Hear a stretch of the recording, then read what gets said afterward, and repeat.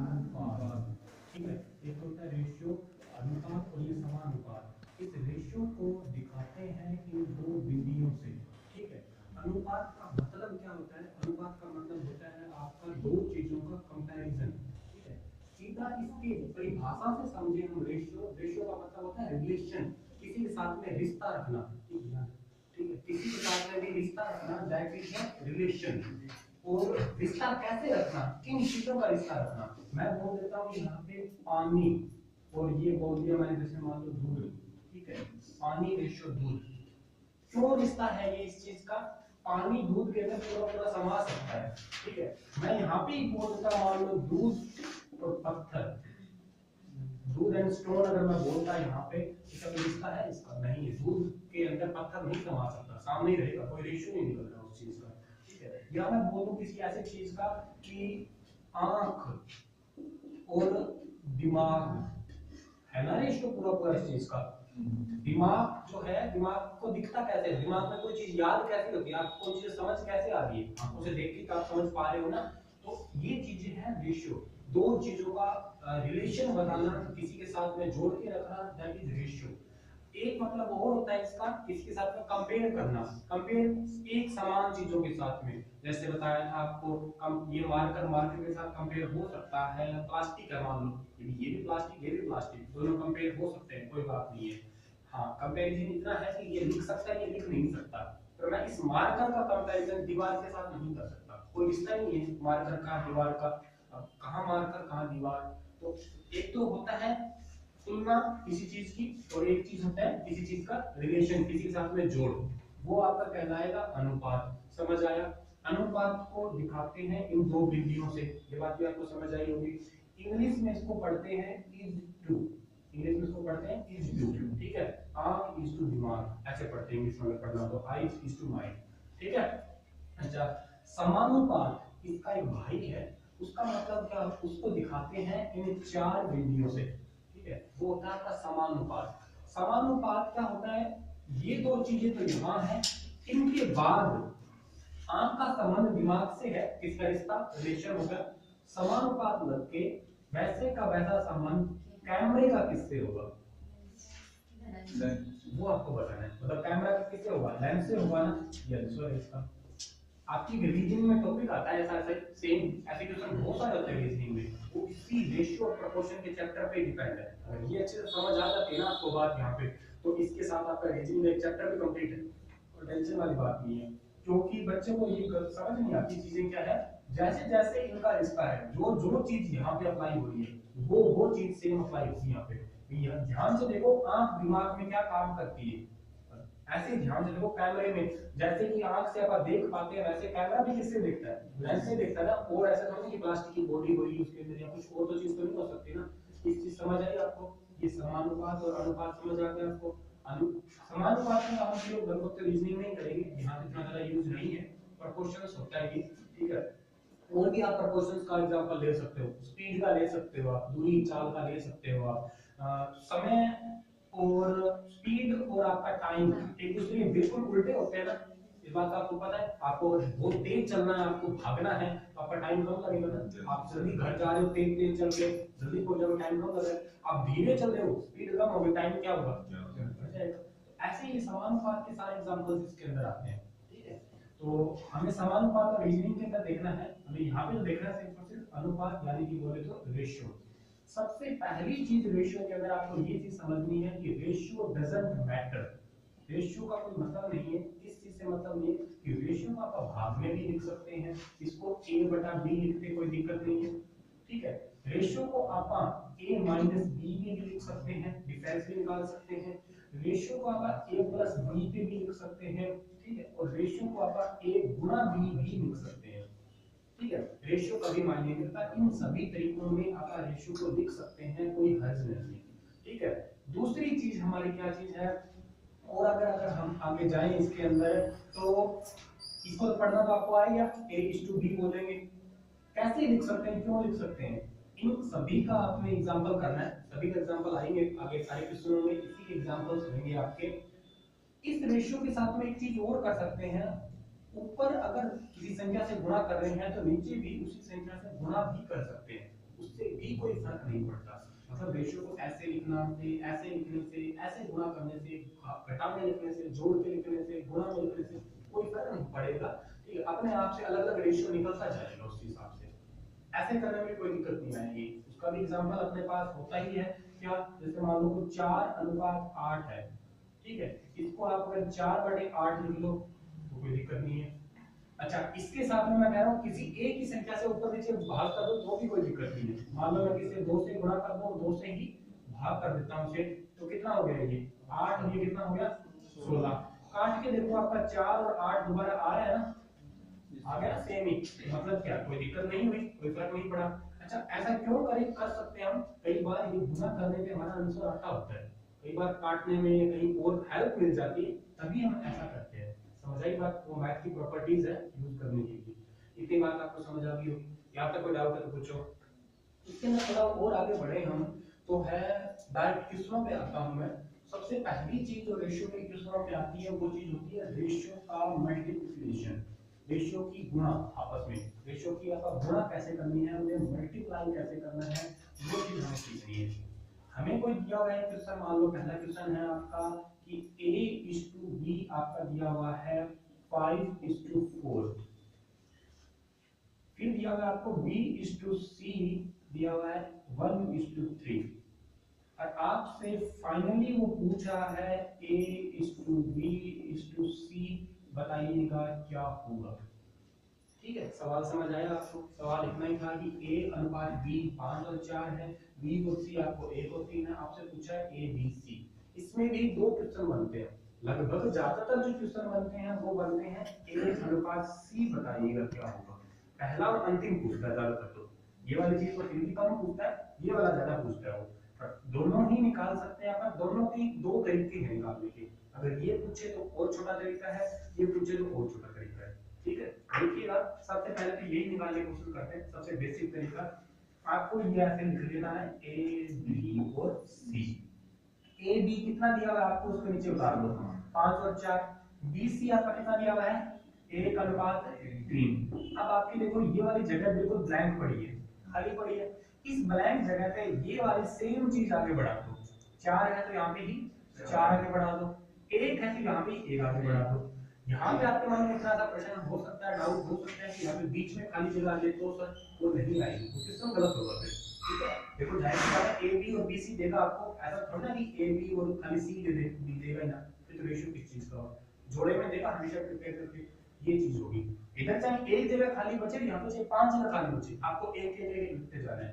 यहाँ पे चाहे कितनी जगह खाली बची, वो सेम नंबर आगे बढ़ाते जाना है। आपको ये बात इतनी याद रखनी, समझ लो कितनी बात। तो फिर आपका आंसर यहाँ से बड़ा आसानी से मिल जाएगा, इनको मल्टीप्लाई करने से। 5 एकम 5, 4 एकम 4, 4 दिया 12। अगर ये कहीं कटता हो तो काट देगा, और आपस में अगर नहीं कटता हो तो ये आपका आंसर है। ये जैसे कट नहीं रहा कहीं किसी में आपस में, तीनों कटने चाहिए, कंडीशन है, तो आपका ये आंसर है। इतनी बात समझ आई आपको? ठीक है, एक तो तरीका था इसका ये निकालने का। दूसरा तरीका क्या है, थोड़ा छोटा है वो तरीका। अगर ए सी निकालना कहे आपसे, वैसे निकल तो तीनों भी जाएंगे इस तरीके से, पर ए सी के लिए ज्यादा ठीक है। ए निकालने के कहे तो आपस की दोनों की गुणा कर दो, इन दोनों की, पहले वालों की। ये एक इससे निकल जाएगा ए, 5 एकम 5, सबसे लास्ट वाले की गुणा करने से निकलेगा सी, 4 किया ए सी निकल गया। तो कुछ नहीं करना, ये भी कुछ भी नहीं करना पड़ा ना आपको। अगर ए और सी निकालना के लिए बोले तो पहले वाले की गुणा से ए निकल जाएगा, लास्ट वाले की गुणा से सी निकल जाएगा। इससे बी भी निकल जाता है, इस कोने से इस कोने तक आना होता है, इस कोने से इस कोने तक आने में 4 एकम 4, 5 4 12, 5 4 12, आंसर देखो सेम आएगा। ठीक है, और अगर आपको ए बी सी या कुछ ज्यादा निकालने के लिए कह दे तो आप इसके लिए इसका यूज करना, ताकि ठीक रहेगा, क्योंकि इसमें पजल होने के ज्यादा चांसेस बन जाते हैं। और आपसे सीधा ही पूछे ए और सी, तो फर्स्ट एंड लास्ट में मल्टीप्लाई कर दो, गुणा हो जाएगी। समझ आ गया? ये रेशियो की मल्टीप्लिकेशन समझ आ गई होगी आपको। ठीक है, इसके बाद में जो मैंने क्वेश्चन करवाने शुरू किए थे आपको 30-40 जितने भी करवाए थे क्वेश्चन, वो सभी क्वेश्चन मैं एक बार दोबारा ले लेता हूँ और सारे क्वेश्चन करवा देता हूँ। सबसे पहले मैंने एक क्वेश्चन करवाया था, आपको याद हो तो, कि एक रिक्शा में एक बंदा है, कोई मोर है और एक महेश, उसने एक ने नंबर लिए थे 57, एक परीक्षा में मौर्य ने 57 अंक, जबकि महेश ने 76 अंक प्राप्त किए। दोनों के अंकों का अनुपात बताइए आप कितना होगा, ये वाला सवाल था। ठीक है, एक ने किया है 57, ये भी है मौर्य ने। ठीक है, तो इसका नाम कुछ और भी दे दो आप, कुछ भी अनिल ले लो नाम मान लो।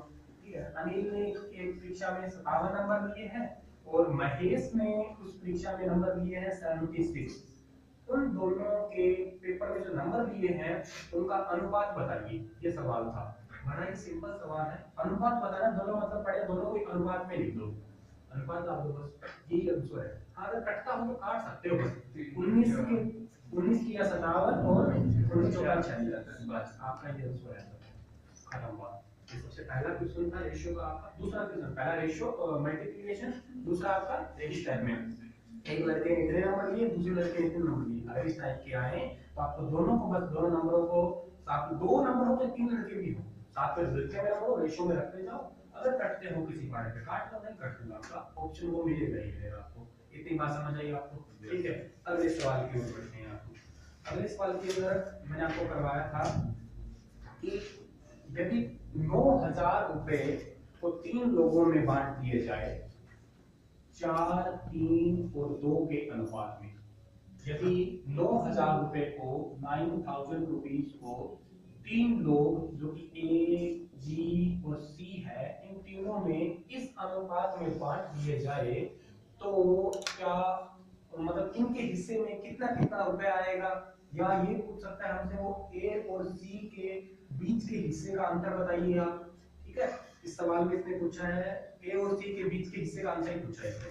ठीक है, 9,000 रुपए टोटल थे, ए बी सी को 4:3:3 2 के अनुपात में बांट दिए। आप बताइएगा ए और सी के बीच के हिस्से का अंतर, या ये बता दीजिएगा तीनों का अलग अलग कितने रुपए आए होंगे इस हिसाब से।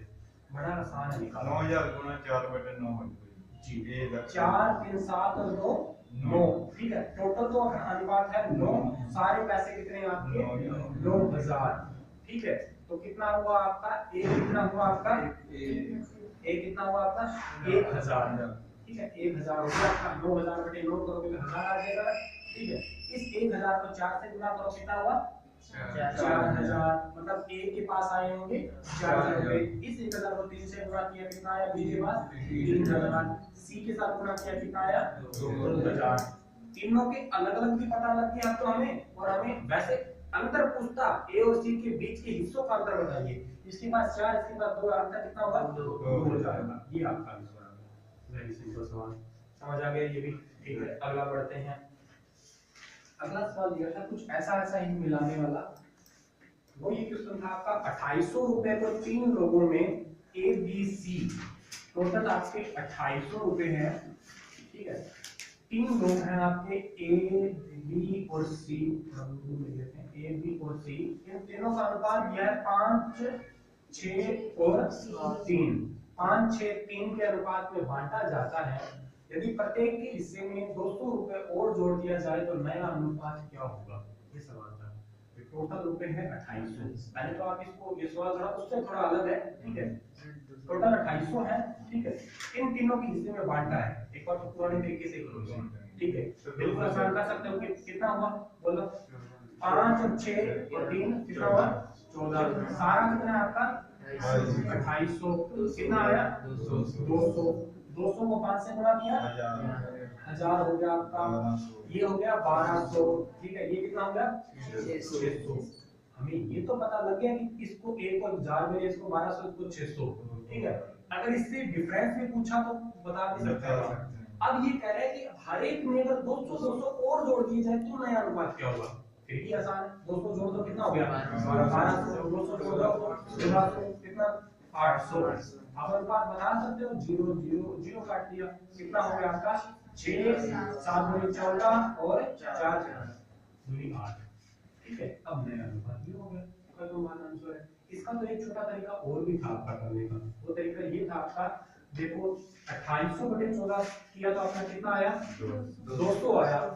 एक हिस्से के बराबर कितना है आपका 200 है, और वो कह रहा है एक हिस्सा और बढ़ा दो, यानी 200 रुपए और बढ़ा दो। एक ही आगे को बढ़ाने कह रहा है ना, सीधा अनुपात में एक आगे चले जाओ, कुछ करने की जरूरत नहीं है। 5 और 1 6, 6 और 1 7, 3 और 1 4, देखो हमें मिलेगा। ध्यान देना, अगर यहाँ पे मान लो कहता एक हिस्से की वैल्यू है 200 और वो कहता है 400 रुपए और बढ़ा दो, यानी दो हिस्से आगे जाके बात कर रहा है ना वो, यहाँ पे तो जोड़ दो 7 8 और, ठीक है। ये आपकी शॉर्ट ट्रिक्स रहेगी, ये आपका मेथड। वैसे लंबा मेथड भी नहीं है, ये भी छोटा सा है, मुश्किल नहीं है, इसको कभी भूलोगे नहीं, शायद भूल जाओ कभी, ठीक है। दोनों तरीके कर सकते हो। नेक्स्ट क्वेश्चन आपका समझ आ गया ये वाला? ठीक है, अगला सवाल से बढ़ते हैं। अगला सवाल था कि 3 मोबाइल और 5 स्पीकर का रेट है 2115 रुपए। बड़ा ही सिंपल सवाल। 3 मोबाइल, एक सेकंड मार्कर नहीं कर रहा, 3 5 स्पीकर, इनका रेट कितना दिया हुआ है? 2115 रुपए। हमसे पूछा है 9 मोबाइल और 15 स्पीकर का रेट क्या होगा। एक तो तरीका है हमारा सिंपल बेसिक तरीका करने का, पर वो है इनसे गुणा कर। हाँ, आंसर वही भी कर सकता है। एक तो सीधा तरीका है, इसमें से 3 कॉमन हो गया, तो कितना बचेगा? 3m प्लस में 15s, ठीक है। और इसकी वैल्यू हमें पता है ना, ये देखिए 2115, ठीक है। यहाँ सॉरी यहाँ पे 5 आएगा, ठीक है। इसके अंदर हमने क्या लिख दिया? 2115, गुना करेंगे कितना होगा? 6345, ठीक है। ये आंसर आ जाएगा। अरे इसे देख के भी कर सकते थे आप, बिल्कुल सिंपल लग रहा था आपको। 3 का 3 गुना ये है, तो 3 का 3 गुना यही है, ठीक है। यानी इसका भी 3 गुना होगा, तो इसको 3 से भाग कर दिया। बेसिक करना चाहोगे तो यहाँ से भी है और वैसे भी है। समझ आ गया? बिल्कुल सिंपल सा सम था। अगला क्वेश्चन मैंने आपको करवाया होगा, इसके अंदर ये रेशो की गुना वाला A और B का रेशो हमें इसमें दिया हुआ था 3:5, B रेशो C हमें दिया हुआ था 7:8, ठीक है। हमें बताना था कि A और C कितना होगा। A और C पूछा तो कोई दिक्कत नहीं है, 7 दिया 21 8 5 40 उत्तर। A और C करें कुछ भी नहीं करना, जैसा सवाल लिखा है उसी को पकड़ना है। अगर A B C करता तो भी यहाँ से निकाल सकते थे ना, कितना 35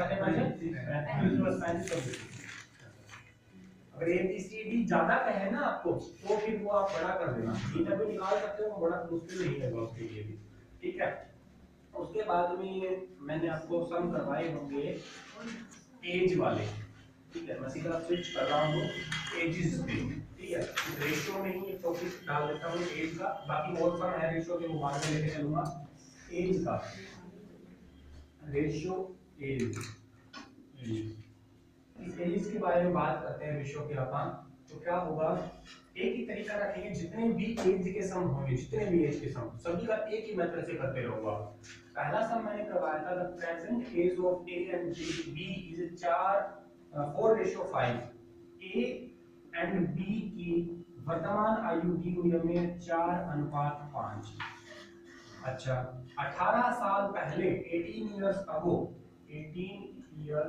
अगो 18 साल पहले उनकी उम्र का अनुपात हो जाता है, ए और बी का था 11:16। हमसे पूछा है कि उन दोनों की वर्तमान आयु का योग क्या होगा। सवाल दोबारा सुन लीजिएगा, ए और बी की उम्र का अनुपात 4:5 है। 18 साल पहले उनकी उम्र का अनुपात ये वाला था, ठीक है। हमसे पूछा है कि वर्तमान आयु, ये वाली वर्तमान है, ए और बी अभी उम्र इतनी है इनकी, 18 साल पहले इतनी थी इनकी, इस अनुपात में थी।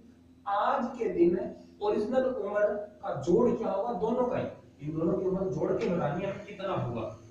बड़ा सिंपल तरीका है, ना x मानना, ना y मानना, ना z मानना। आपको पता है रेशियो को आप 4/5 लिख सकते हो, ठीक है। आपको ये भी पता है आप 11/16 भी लिख सकते हो, ठीक है। फिर आपको देखना है 4 और 5 में अंतर, कितना है 4 और 5 में अंतर? 1 का। यहाँ कितना है डिफरेंस? 5 का। अगर तो ये डिफरेंस बराबर है तो कोई टेंशन नहीं, अगर डिफरेंस बराबर नहीं है तो टेंशन क्रिएट होती है। तो डिफरेंस बराबर करना ज्यादा जरूरी है। तो करोगे कैसे? इस वाली संख्या से इन दोनों को गुणा कर दो, इस वाली संख्या से इन दोनों को गुणा कर दो, आपका डिफरेंस ऑटोमेटिक बराबर हो जाएगा। चेक करते हैं। 5 को 4 से गुणा कीजिएगा, 5 को 5 से गुणा कीजिए 25, 1 को तो कुछ भी गुणा किया सेम ही होएगा।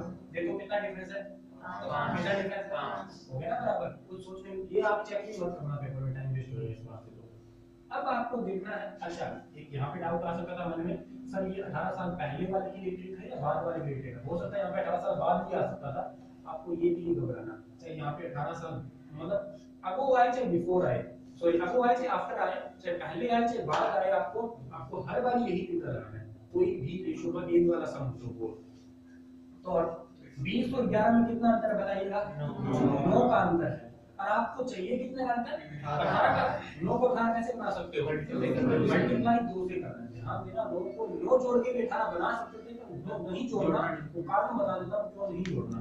9 गुना 18 होता है। अगर जो यहाँ पे गुना 2 किया है तो सेम चीज आप हर जगह कर दो, आपका आंसर मिल जाएगा आपको। 20 गुना कितना होता है? 40, 25 गुना 50, 11 गुना 22, 16 गुना 32। देखो 40 और 22 में कितना अंतर है, देखो 50 और 32 में कितना अंतर है। जरूरी नहीं है कि सर यहाँ से डिफरेंस करना है, यहाँ से भी ले सकते हो, कोई बड़ी बात नहीं है। अब आपको इनके साथ तो गुणा करने का वेस्ट था टाइम, पूछा तो था नहीं आपसे, क्यों करोगे इससे गुणा? आपसे पूछा था सिर्फ ए और बी, वो भी वर्तमान, ठीक है। 18 साल पहले उम्र पूछी होती थी, ये है। आज तो बड़े हो गए ना, 18 साल पहले छोटे थे, आज बड़े हो गए। आज की उम्र दोनों का योग पूछा है, 5 और 4 90, ये आपका राइट आंसर मिल जाता है। खत्म बात इतनी।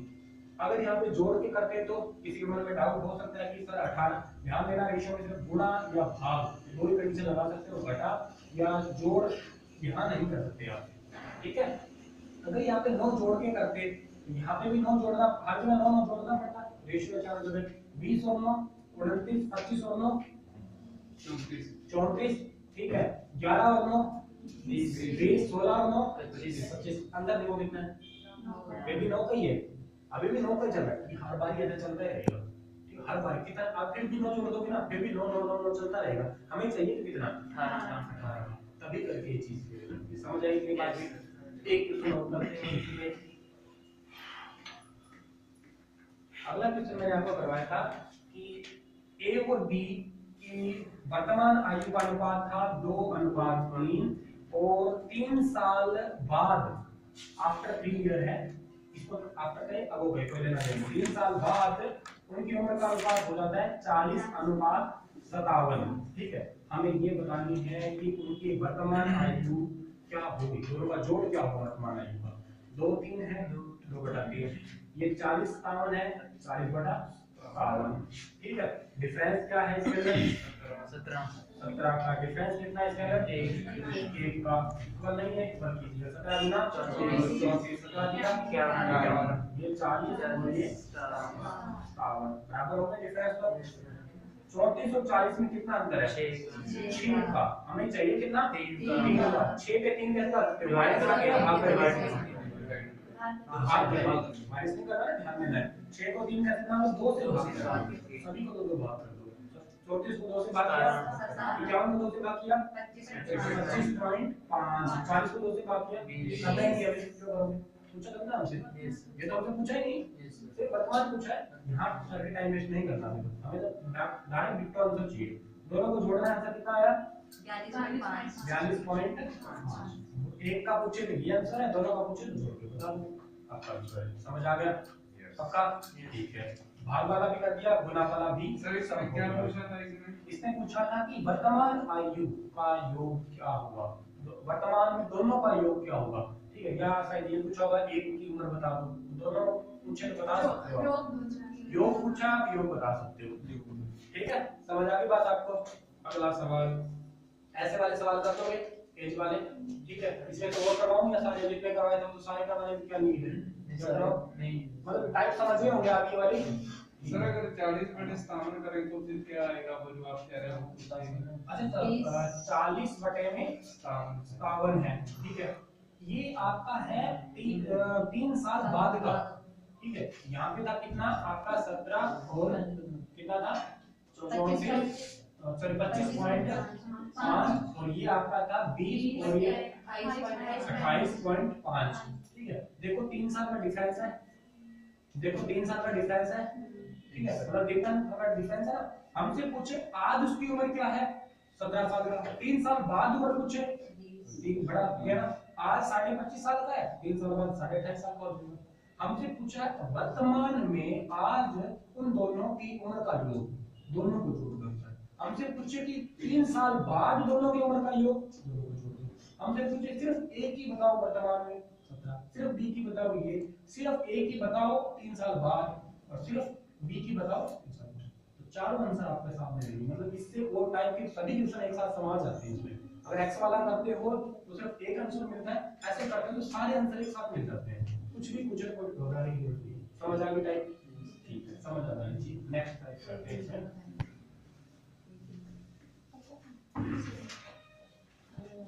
नेक्स्ट टाइप है इसकी आपके दूध और पानी के मिश्रण वाली बात कर देता हूँ। इसी टाइप से मिश्रण वाला सेम इसी टाइप से करने की कोशिश करते हैं अपन। क्वेश्चन आपका था दूध और सॉरी एक क्वेश्चन इसके अंदर और रह गया इसी टाइप में। The income of A and B is the ratio of 3:7।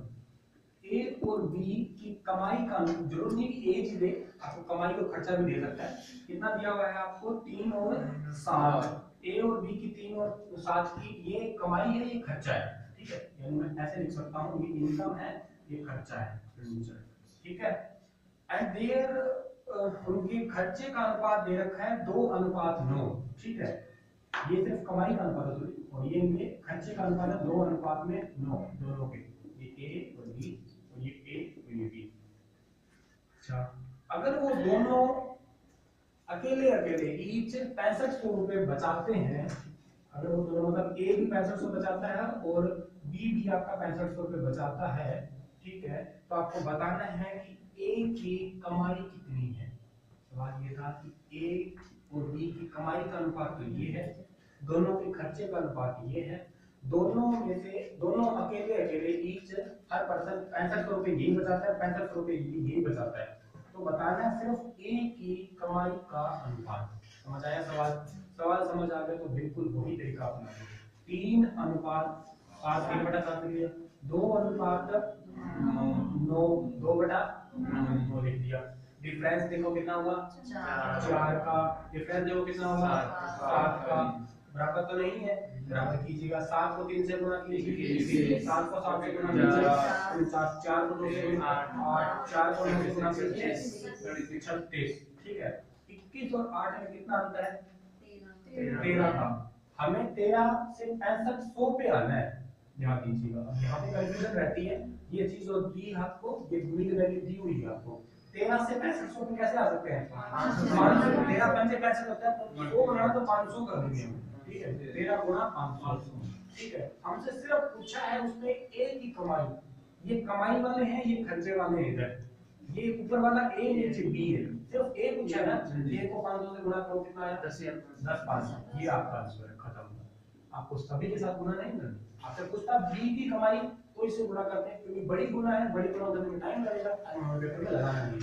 अगर एक की इसकी पूछना है, दूसरा पूछे, अगर ये खर्चे वाला है तो कमाई वाला है।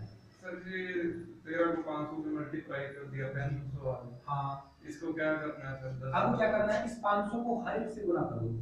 500 को 500 सभी जगह 500, ठीक है। हमसे तो सिर्फ पूछा है ए की कमाई का, तो इसलिए ये निकलेगा। बी की पूछता कमाई का तो ये, ए के खर्चे का ये, बी के खर्चे का ये, ठीक है। हो गया, डन। नेक्स्ट, अब दूध पानी पे आ जाता हूं। The ratio of milk and water is 20 litre, ठीक है। दूध और पानी का, मिल्क प्लस वाटर का रेशियो है आपका, टोटल मिक्सर है 20 लीटर। ये पक्का है, कोई रेशियो नहीं है, ठीक है। इसके अंदर अनुपात दिया हुआ है दूध और पानी का 3:1, यानी ये दूध है और ये पानी है। पहले तो ये चीज पता लगाते हैं कि 20 लीटर में कितना लीटर दूध है, कितना लीटर पानी है। बड़ा आसान है निकालना। इसको निकालने के लिए क्या करते हैं, 3/3 और 1 4, सारा जोड़ो, और कितने में से है 20 में से कितने पे काटा 5 पे, 5 दिया 15। अगर 15 लीटर दूध बाकी कितना बचा 5 लीटर पानी होगा ना, नहीं विश्वास होता तो निकाल सकते हैं 1/4 गुणा में 20, काटा, 5 5 एकम 5 हो गया ना, 5 अपने आप। तो हमारे पास क्या हो गया, ये 15 लीटर और ये 5 लीटर पक्का है। अब ये कोई रेशियो नहीं है कहीं आप काट के इसे छोटा कर दो, काट के काटोगे दोबारा यही आ जाएगा, काटा ना 5 को 5 5 से 15 दोबारा यही आ जाएगा। ये कोई रेशियो नहीं है, ये पक्की चीज है, 15 और 5 यानी कि ये दूध होगा ये पानी होगा, पक्की चीज है। अब वो इस सवाल में ये कह रहा है उसके अंदर कितना दूध और मिलाया जाए कि नया अनुपात 4:1 हो जाए, ठीक है। देखिए इसमें कितना दूध और मिलाया जाए, यानी कि दूध मिला रहा है पानी नहीं मिला रहा। यहाँ पे बात बड़ी समझने वाले पकड़ने वाली बात है, सिर्फ दूध मिलाया जाए पानी ना मिलाया जाए, पानी जितना है उतना ही, ओरिजिनल पानी कितना है 5, तो 5 भी यही रहना चाहिए ना, नया अनुपात कितना हो जाए 4:1 हो जाए, ये तो है 4/1 लिख सकता हूँ। यहाँ पानी 5 है, यहाँ पानी 1 है, बराबर तो नहीं है पानी, तो बराबर करने के लिए क्या करना पड़ेगा आपको, इसको 1 को 5 कैसे बना सकते हो, 5 से गुणा करके, 4 जोड़ के भी बना सकते हो, पर बनाना नहीं है, याद रखोगे ना, ठीक है।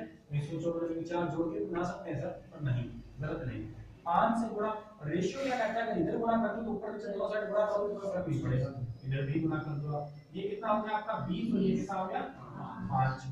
अब आप गौर से देखो, आपका 5 पानी यहाँ है, 5 यहाँ पानी है, ये आपके पास कोई बर्तन है यार, बर्तन